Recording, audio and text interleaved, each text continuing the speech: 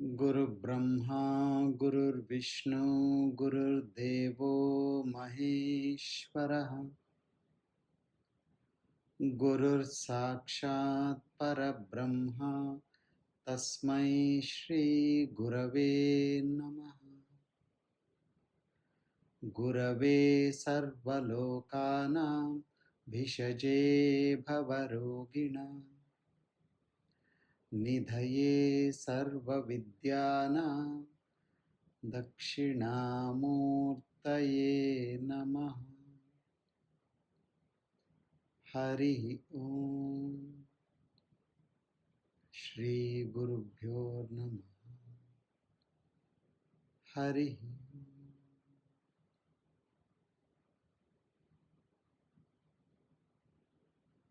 Nahi gnanena sadrusham pavitram iha vidyate tatsvayam yoga samsiddha kalenatmani vindati.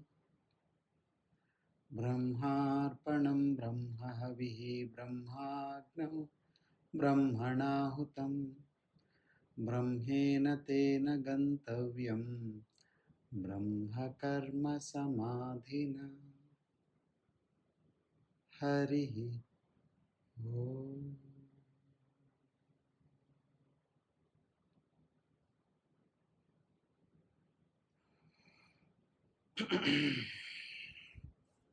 Jai Guru.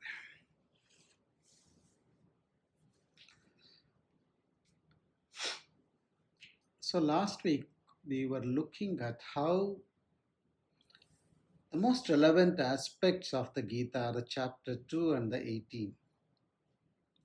Chapter 2 is just the description of all the Upanishadic texts about what is Atman and what is Anatman, and how to realize the Atman is what is described in chapter 18. If the jump between chapter 2 and 18 is a bit too far, that's why Krishna has given the intermediate steps. They are like the stairs for you to get to the floor where you are actually residing. The stairs are only essential if you are not able to reach without the help of the stairs. And we have discussed the Atman and the Anatman many, many times. And I'm sure that almost all of you have got clarity. So we can afford to move to the Moksha Sannyasa Yoga. And here, very methodically, very logically, Krishna describes the process of realizing the Atman and letting go of the Anatman.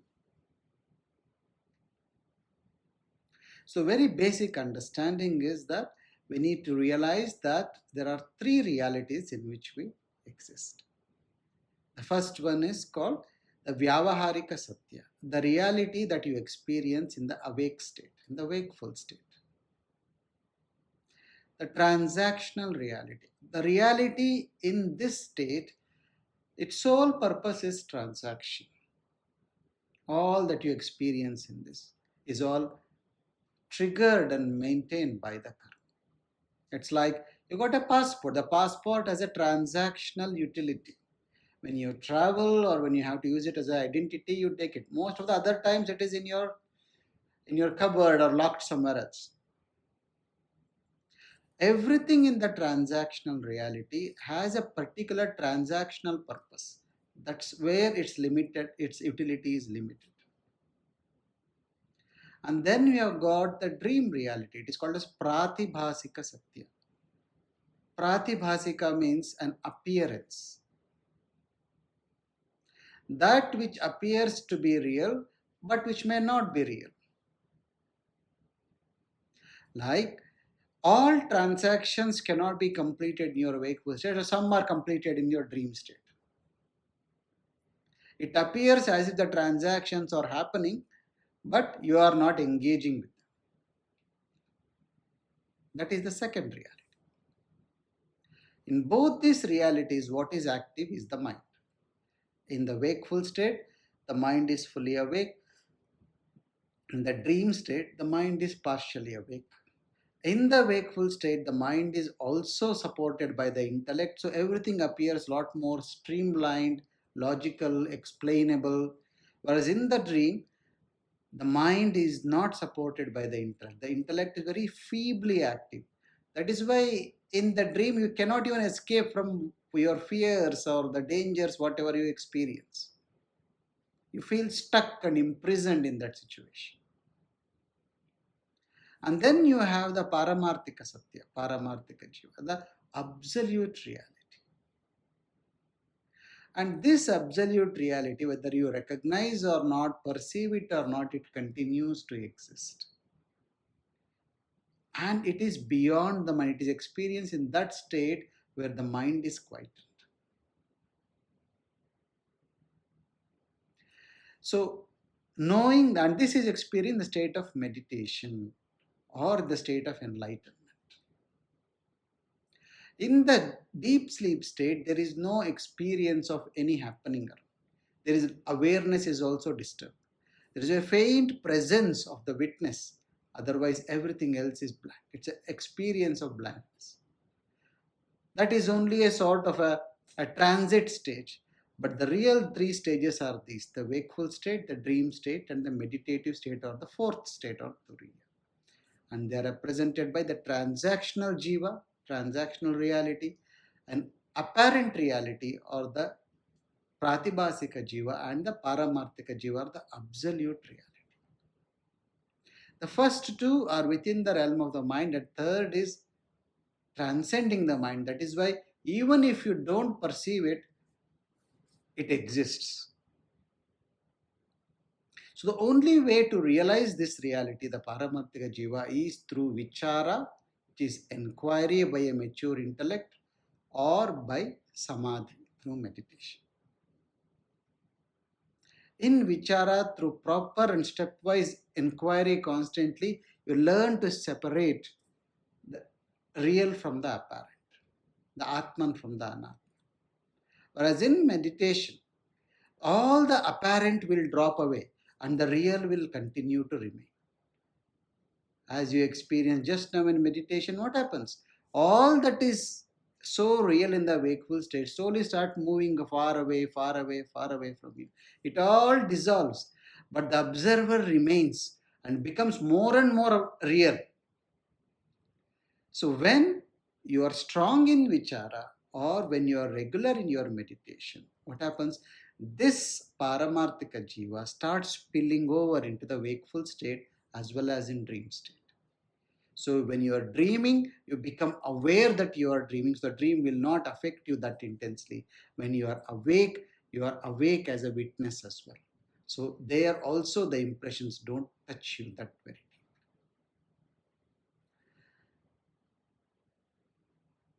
The bhakti and the yoga or the action part, they also help you to realize, but that's quite a longer path. What is bhakti? Bhakti is, there is similarity in those two. The yoga and the jnana, they are similar. What happens in yoga, which is aimed towards samadhi? The names and forms dissolve and the consciousness remains. The chaitanya becomes very clear. Whereas in the jnana marga, in the vichara, in the inquiry path, you realize that only consciousness exists, name and forms are just appearances. In the bhakti or the karma yoga part, in the action part, there is no illusion. The apparent reality is also true, but the attitude is different. In bhakti, the desire is mine, the will is yours. In karma yoga, effort is mine, result is yours. Only when this attitude comes, they will help you to move towards this. But when that does not happen, then you get stuck in karma. You think you are a devotee, but are not surrendering to the will of the divine. You think you are a yogi or you are getting perfection in action, you are a service oriented person, you are doing a lot of seva, but you are still holding on to a particular result to happen to you, then there is no karma yoga. That's only karma. So that type of, so a ritualistic action where you want to get something or praying to the divine, expecting something, all these are part of karma and not, there is no yoga in that.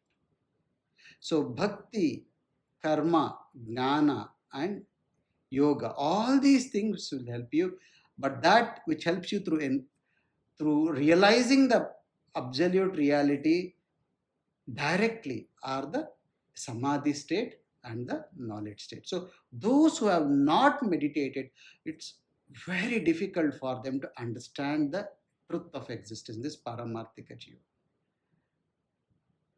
To be a devotee or a karma yogi, you don't need to understand. That's why you hold on to the divine in a name or a form and then impose everything on that. So those who are meditating, those who are able to let go of the mind, transcend the mind, for them it is lot more easy to realize this absolute reality, which is a source of all knowledge, all joy, and all rest. Okay. So Arjuna asked the question, what is Tyaga and what is Sannyasa? And Krishna says, dropping the actions that are only meant to fulfill the desires is Sannyasa. But engaging in all actions but remaining detached to the fruit of action is Tyaga. Tyaga is a stepping stone to Sannyasa. If you can't just let go of all actions, then start off by engaging in all the actions but having a clear detachment from the result of the action, knowing very well that effort is mine, result is not mine. That is an intermediate. That is the where the sadhak will start before he becomes fully mature into a sannyasi. Then it speaks about the three types of tyaga. The first type of tyaga is dropping the right actions, assuming they are wrong. Letting go of actions which are relevant, letting go of meditation, letting go of physical fitness, thinking that they are useless. That is a tamasic tyaga. Rajasic tyaga is letting go of the right things for wrong reasons. I don't want to exercise, I don't want to meditate, oh, it is so boring. I don't want to exercise, it is so uncomfortable. I don't want to fast because it is not convenient for me. So this is letting go of the right things but for the wrong reasons. And the Sattvika Tyaga is what? Engaging in all actions just as a duty, as a responsibility, and especially those actions which are prescribed by the scripture, which is yajna, dana, and tapa, sangam tyaktva phalam chaiva, with the detachment to the result of the action and also not engaging in the action, desiring to produce a result also. These are two different things. That is a sattvika action. न kusalam karma कुशलेनानुषज्यते त्यागी सत्त्वसमाविष्टो मेधावी छिन्न संशयः. Now, when you are engaged in action, there are some actions which you like, some which you don't like. And most of the time, it's because of what that action will lead to. So your focus is already on what this action will bring to me or what it will produce. But Sattva Samavishto Tyagi, a Tyagi who is full of Sattva, na dveshti akushalam karma kushale nanushchiti. He is neither averse to the action which may not be convenient, nor he is craving or too much attached to the action which brings the results which he wants. Medhavi chinna samshaya. Because how is he able to have this attitude? Because he is medhavi, he is wise, and is chinna samshaya. He's got no doubt. What is got no doubt about? The principle of action, that the effort is only mine, the result has got nothing to do with me. Nahi deha bhruta shakyam tyaktum karmanya sheshatah yastu karma phalatyagi satyagi ityabhidhiyate. Nahi deha bhruta shakyam tyaktum karmanya sheshatah. As long as you have this body, as long as the karmic balance is there, you are unable to escape from action. But what choice you have got. You got a choice to drop the attachment to the action as well as drop the expectation from the action. Karma phalatyagi satyagi ityabhidiyate. Only one who realizes this truth, that there is no escape for me from the action, but I have the choice to drop the result or drop expectation of producing a result from the action. He is a real tyagi. अनिष्टमिष्टं मिश्रं च त्रिविधं कर्मणः फलं भवत्यत्यागिनां प्रेत्य न तु सन्यासिनां क्वचित्. Every action has a consequence. Every cause produces an effect. The three types of consequences: ishtam, anishtam, mishram. The consequences may be something which you like, it may be something which you don't like sometimes, or it may be mixed as well. Bhavatyatyaginam pretyana tu sannyasinam kochit. Even these three types of karma phala which are described, they only impact the tyagi but not the sannyasi. Why he will describe in the future, why sannyasi is not impacted by the consequence of the action even though he is engaged, and why a tyagi is impacted because he is engaging with it as a doer. The Tyagi is engaging with all the actions, actively doing it. The only difference is that he is not attaching himself to the result of the action. But whether you attach or not, once you get engaged in an action, the consequence comes out of the action. You cannot escape from the karma or the consequence or the impact of that action. पंचैतानि महाबाहो कारणानि निबोध मे सांख्ये कृतान्ते प्रोक्तानि सिद्धये सर्वकर्मणाम्. So here Krishna says, as described in the Sankhya philosophy, there are 5 factors that influence action. I'm going to explain them to you.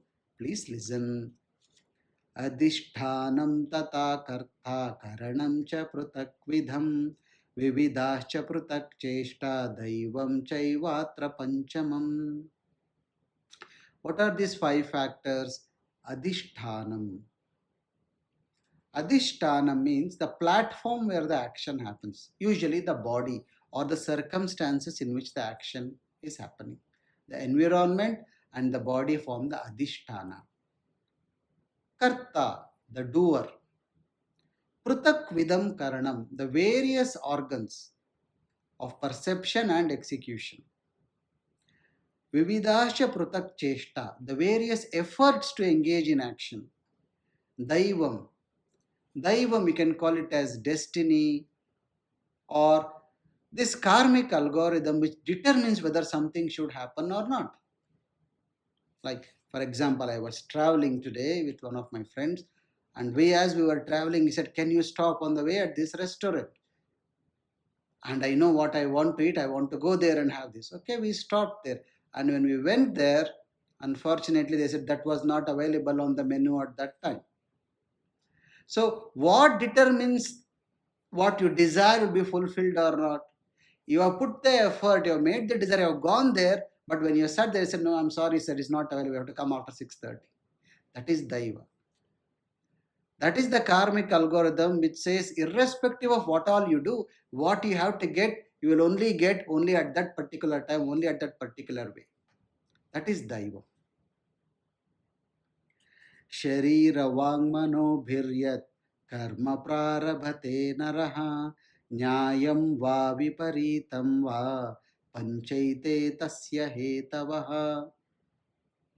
Any action that happens either in the body, in the mind, or speech, they all follow these 5 factors. Only when these 5 factors come together, an action can be executed in the body, mind, or through speech. Tatraivam sati kartaram atmanam kevalam tu yaha pashyatyakrita buddhitvat nasa pashyati durmatihi. Now, The reality being thus. What is thus?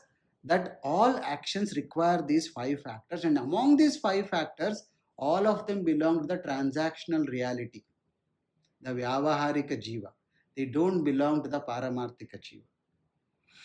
Now, this being the fact,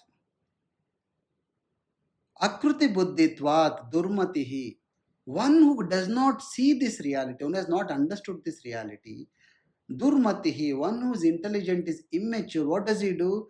Kartaram Atmanam Kevalam Tuya. He believes that all is done by God Himself, all is done by the Paramarthika Jiva only. When you go and say, why did God do this to me? God, can you do this to me when you go and pray? Why all these things are happening when God is there? Means what you are telling? You are imposing all actions on the divine. But here he is saying the divine has got nothing to do with all the happenings. The happenings are only a part of the transactional reality, and they are a consequence of a previous action, and the previous action and their impressions are held by the daiva, and in the presence of the daiva and four of these other factors, which are the adhisthana or the body, the organs of action, the various efforts, and the doer. When these four things utilizing this, the daiva will make this action happen, event happen.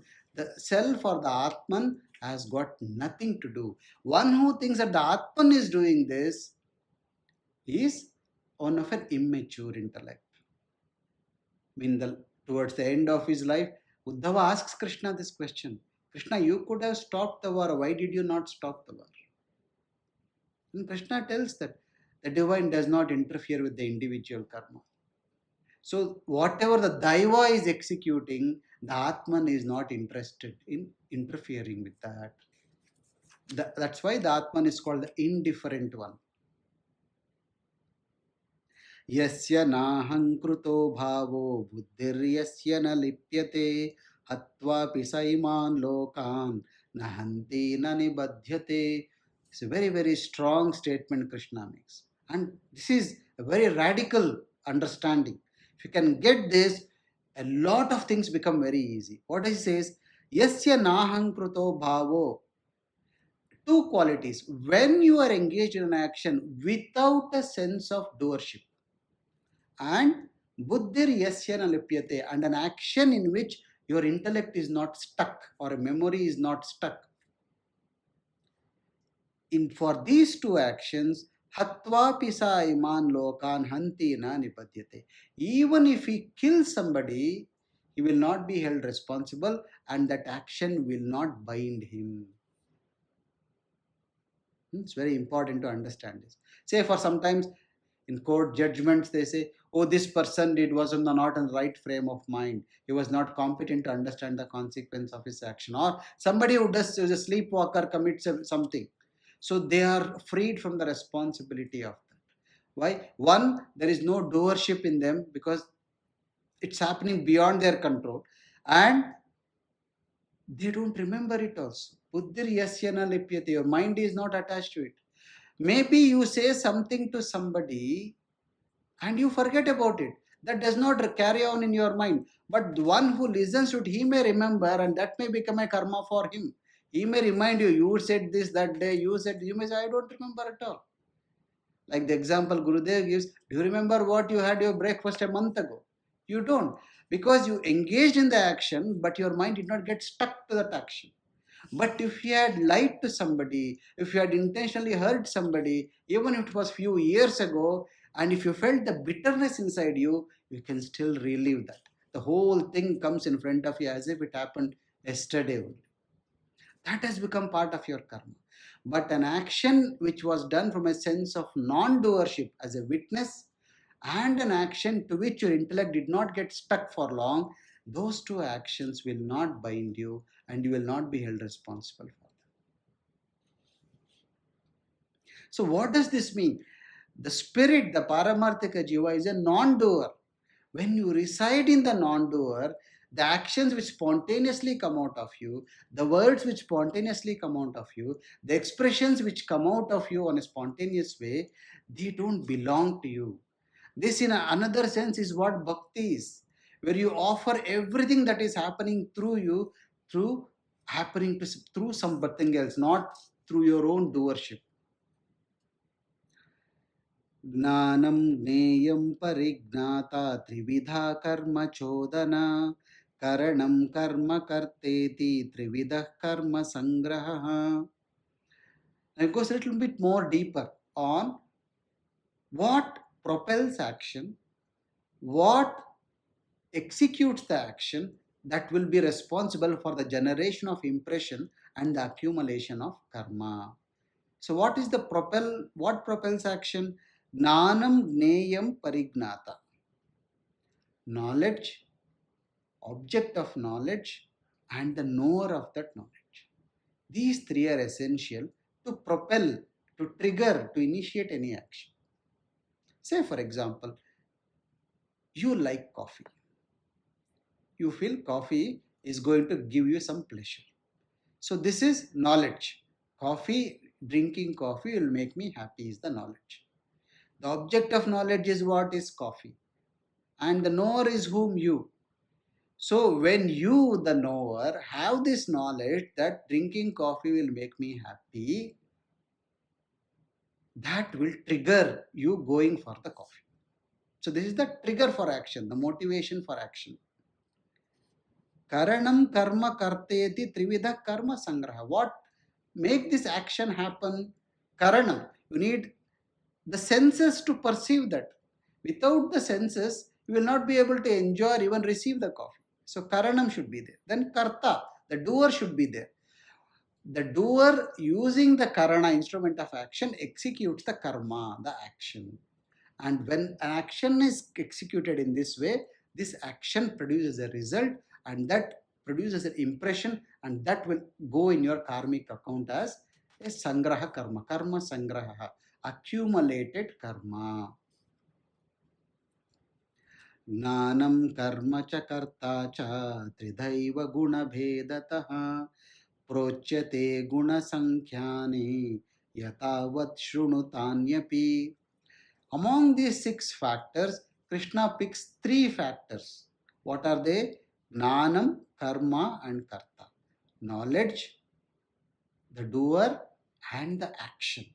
He says these three are most important among these six, and these as well have three types. There are three types of gnana, three types of karma, three types of karta.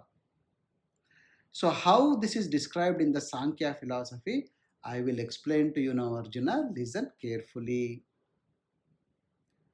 Sarvabhuteshu yenaikam bhavamavyayamikshate avibhaktam vibhakteshu tatjnanam vidhi satvikam. So three types of knowledge: satvik knowledge, rajasic knowledge, and tamasic knowledge. So what is sattvic knowledge? That knowledge which helps you to see one principle in the diversity of beings. That is sattvic. Divine is hidden in all aspects of creation and expresses itself in various forms. When a flower blooms, when you see a sunrise or a sunset, when a baby smiles, when you eat something tasty, when somebody sings, when somebody speaks, when you look at somebody's face, in every of these things which trigger a joy within you, divine is smiling there. One who is able to see in the diverse aspects of existence, everywhere is searching for that one aspect of pleasantness, that one principle of existence which is all knowing, all beautiful, all bliss. Avibhaktam vibhakteshu. That which is indivisible but appears as if it is scattered amongst this diversity of creation. Tat gnanam vidhi sattvikam. That knowledge is sattvika. You don't see differences, but even in diverse objects, you try to see that one principle which unites all of them, brings all of them together. That is a sattvika. That's why you see the spiritual congregations are very sattvic, because when you sit together in a spiritual discourse or in meditation or a silence program, the individuality of the people around you does not matter. Whether you are a male or a female, whether you are rich or poor, whether you belong to this community or that country, race, religion, nothing matters. Because there is one thing which brings you all together. Whether I want to meditate, whether I want to, whatever it is. You see, in the diversity of the beings, there is one thing which shines through. That type of knowledge which promotes this sort of an attitude is a sattvika jnana. पृथक्त्वेन तु यत् ज्ञानं नानाभावान् पृथक्विदान् वेत्ति सर्वेषु भूतेषु तत् ज्ञानं विद्धि राजसम्. A rajasic knowledge is that which sees differences where there is not, or which propels you into seeing everything as different. First you say, oh, there are living beings and non-living beings. Then among living beings, you say there are human beings, there are animals, there are plants. And among human beings, you say, oh, there is male, there is female, there is rich, there is poor, there is a Hindu, there is a Muslim, there is this, there's all these things. So in everything what you are doing, you are separating people, not uniting.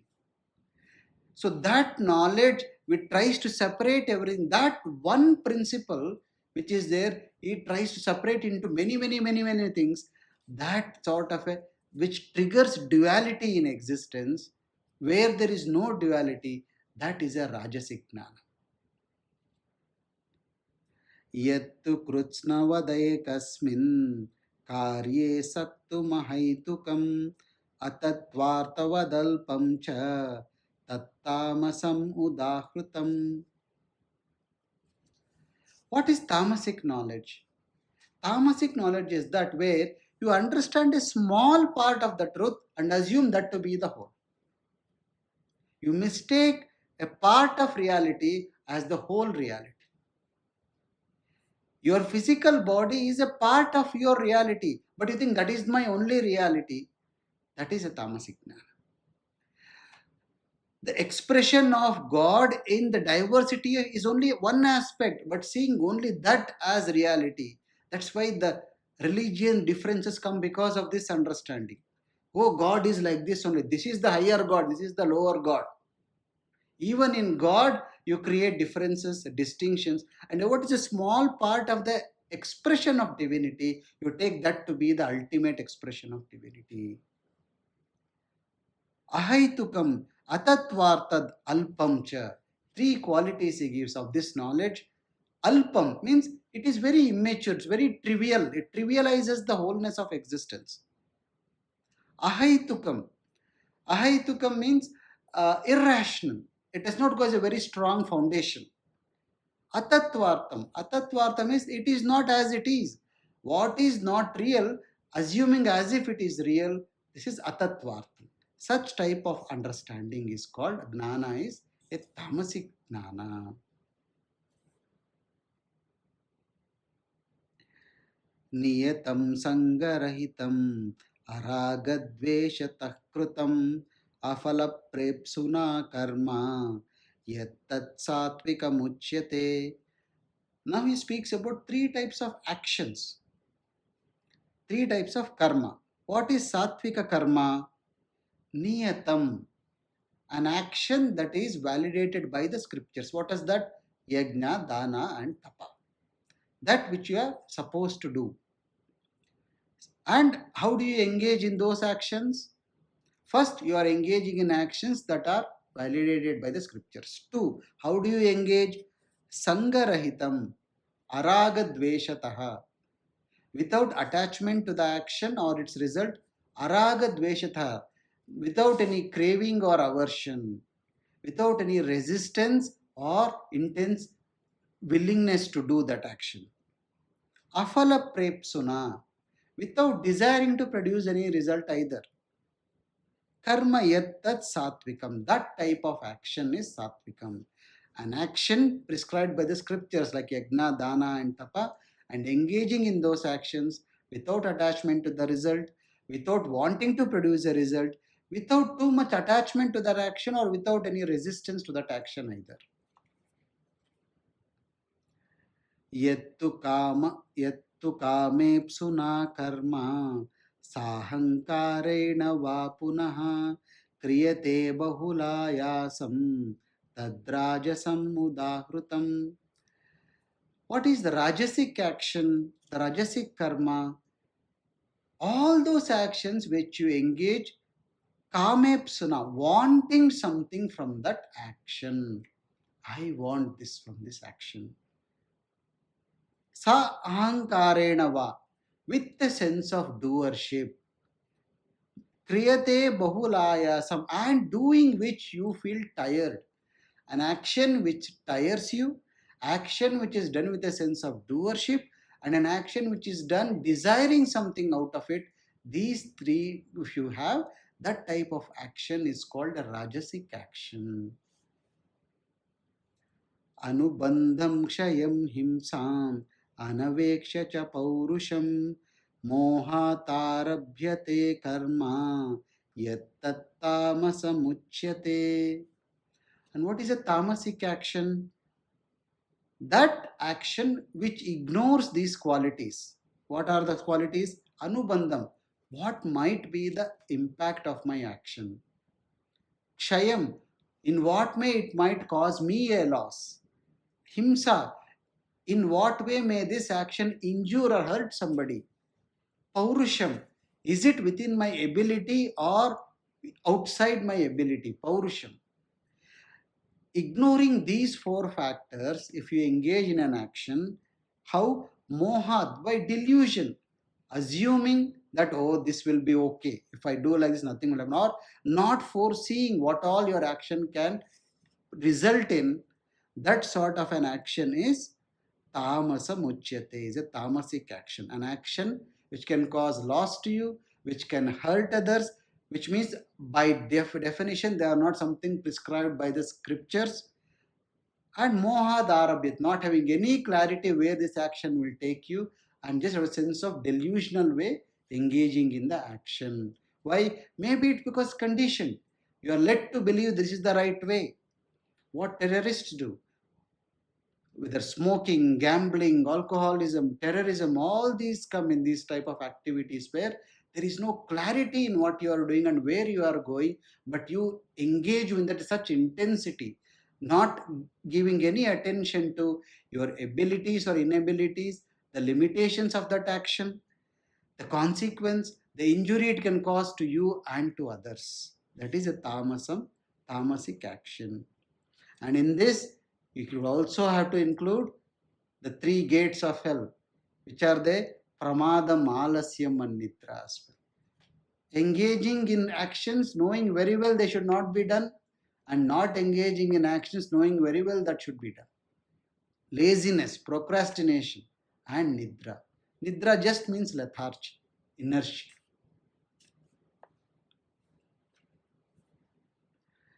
मुक्तसङ्गो अनहं वादी धृत्युत्साहसमन्वितः सिद्ध्या सिद्ध्योर्निर्विकारः कर्ता सात्विक उच्यते. Now, three types of doers. Who is a satvika doer? Mukta sangaha, anaham vadi, dhruti utsaha samanvitaha. Engaging in an action without a sense of doership and without attachment to the action, but at the same time, you are enthusiastic and committed to the action. So, this is very important. You can do action disinterestedly where you say, oh, I'm not doing it, or without a sense of doership. But when you engage in action with full passion, enthusiasm, and commitment, but still say, it's okay, however it turns. You are arranging a course or you're doing a session, and then it doesn't matter whether 2 people come, 100 people come, whatever happens, those are not under your control.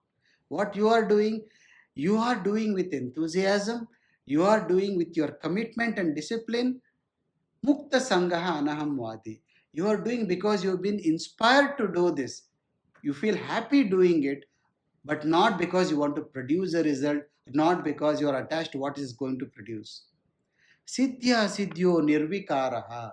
Whether it becomes a big success or does not become successful at all, nirvikaraha. You are indifferent to both. Such a karta is a sattvika. Karta sattvika uchyate.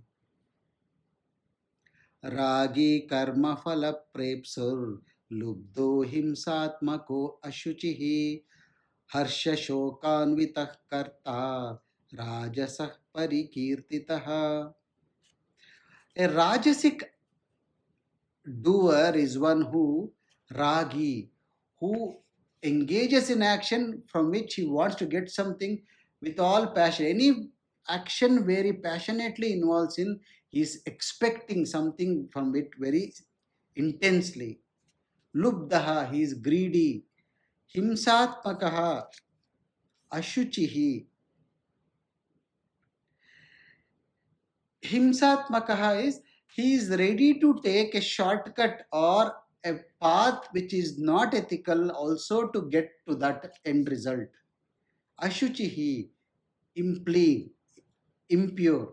Impure means your intentions, you are able to have a wrong, bad intention to get to where you want. Lying or deceiving somebody intentionally, being cunning, that is ashuchihi. Harsha shokanvitaha.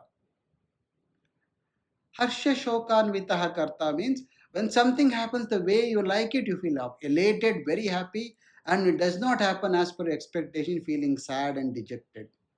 Such type of karta is a rajasic karta.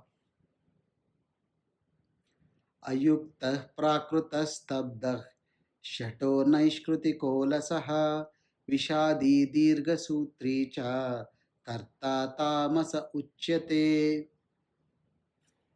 Ayuktaha. Ayuktaha means he neither has the skill nor has the commitment towards the action. Prakrutaha. Prakrutaha means an uncultured person, what you call a rude, a raw person, what do you call? What's the correct word for that? Somebody who is very, won't say naive, uh, well, maybe uncultured is a better word. It's just raw, very uh, unrefined, you can say. And unrefined in how you engage in an action. Stabdaha, stubborn. You have very little understanding, but you are very stubborn that this is how it's going to do happen. I'm going to do it this way only. Shataha naishkrutikaha. Naishkrutikaha, shataha, these are all means one who is ready to take the improper routes, dishonest, uh, deceitful, all these things. Vishadi, no enthusiasm in doing the action, no passion. Oh, I have to do it. The sense of it's a punishment, it's a burden for me doing that. Dirgha Sutri, procrastinator. This type of karta is a tamasic karta who undisciplined, unrefined, stubborn, cunning, lazy, dishonest, a constant moaner, constant procrastinator. Any action which you engage with this attitude, such type of an, when doing that action, you will be called as a tamasic karta. And you can see that when you reflect upon this, it does not have to be different types of people. It could be the same person in different moods executing actions in these different ways, but you need to be aware of this. Why Krishna is describing everything in these three gunas? Because very clearly he says in the beginning, as long as you are in this body, you cannot be free from action. All actions are influenced by the gunas, but you have the choice to enhance the sattva guna in you. That is what the spiritual practice is. If you are able to enhance your sattva guna, you are able to live your life, engage in action in a very sattvic manner. When you realize what is a sattvic gnana, sattvic karta, sattvic karma, and you can associate through, and you don't have to practice the sattvic gnana, karma, and karta. You can only practice increasing the sattva in you. When the sattva in you increases, you automatically see that you are switched over to these type of attitudes. And when that happens, automatically the shift happens from tyaga to sannyasa. What is sannyasa? The sense of non-doership, ability to drop doership and move on, realizing that all actions are moving through you. And that can happen when sattva samavishtaha, when sattva in you increases. Okay, he will continue and speak about even dhruti and many other aspects where you can see a sattvic, rajasic, and tamasic type of attitudes come up and what type of impact it creates. Okay, that we will see next week. We'll continue next week. Yeah, very good, very good. Yeah. So just go through this again. Just if you have a book with you with Bhagavad Gita, just read through these shlokas which we did and reflect depending on what you heard, and relate to your own life and see where all, what type of karta you are, what type of gnana you're looking into, what type, and also this true understanding that all actions are limited by this transactional reality. It is the, what you call, Vyavaharika Jiva, which is engaging in the actions. The Adhyatmika Jiva, which is indifferent and a witness, is not engaged in any action because it is not a doer. It is also not the experiencer and it is not bound by any impression. The more you practice living in the Paramarthika reality through meditation and through inquiry, the more it will spill over to your Vyavaharika reality as well, and you are able to sustain the Sattvika nature of the Paramarthika Jiva in your actions as well. Okay. Jai Gurudev. Om Namah Shivaya. Om Sahana Bhavatu Sahanau Bhunaktu Sahaviryam Karavavahai तेजस्विनावधीतमस्तु मा विद्विषावहै. ॐ शान्ति शान्ति शान्तिः. सर्वे भवन्तु सुखिनः, सर्वे सन्तु निरामयाः, सर्वे भद्राणि पश्यन्तु, मा कश्चित् दुःखभाग् भवेत्. लोका समस्ता सुखिनो भवन्तु, लोका समस्ता सुखिनो भवन्तु, लोका समस्ता सुखिनो भवन्तु. ॐ शान्ति शान्ति शान्तिः. हरिः ॐ. श्री गुरुभ्यो नमः. हरिः.